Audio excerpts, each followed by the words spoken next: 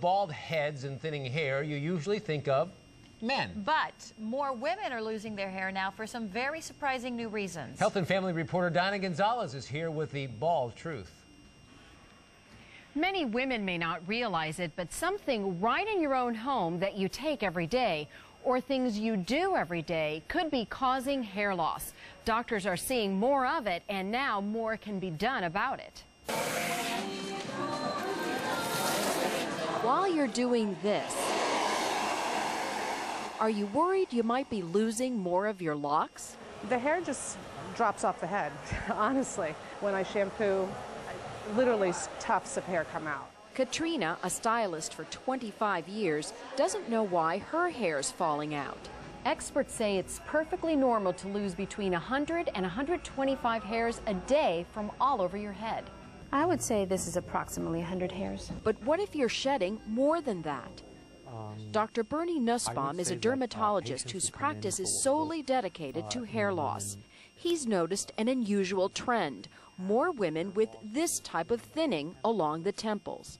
Really, we never associated with female thinning. It was always more of a masculine pattern. A more stressful lifestyle could be causing you to lose it. The stresses of work, being a mom, a housewife, and a professional all at once can precipitate or accelerate hair loss. And a lot of people are dieting.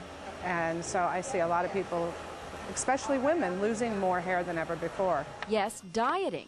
Trying to quickly shed pounds can actually lead to shedding hair. Here are two reasons why. One is a protein-deficient diet is a cause of hair thinning in many women.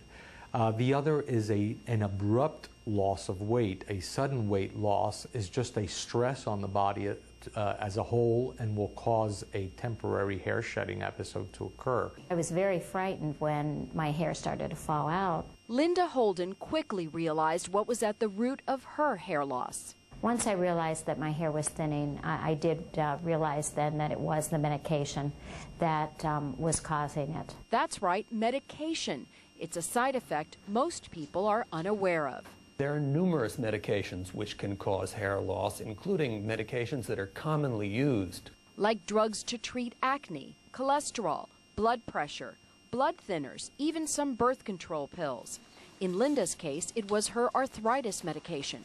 In many cases, physicians can prescribe alternative medications. But when hair loss is permanent, in most cases it's hereditary. I started losing it since I was 20 or 21, very young. This was Lisaida Mancito 5 years ago. I felt naked. That was before she got transplants, something doctors are doing for an increasing number of women. Dr. Jeffrey Epstein says 10 years ago it was rare for him to operate on a woman. Now? Around 10% of my patients that get hair transplants are women. But surgery isn't a solution for everyone. At the Europa Salon on East Las Olas Boulevard, Steve Luttrell caters only to hair loss clients, adding hair systems, as he calls them. They're lighter than traditional wigs because every month we throw them away, kind of like disposable contact lenses back whenever. They're much more realistic looking, much more nicer looking. For someone like 36-year-old Christina Thornton, Steve uses extensions to plump up a thinning head of hair. Oh, it's been wonderful because I don't feel like I'm at the point where I need to wear a so-called hair system, but I can have these extensions and I can have the, the hair that I've always wanted, and it just feels great. After childbirth, surgery, even a prolonged high fever, you might notice excessive shedding 3 to 6 months later. In most cases, it should stop after a few weeks and start regrowing. Diana Gonzalez, NBC6.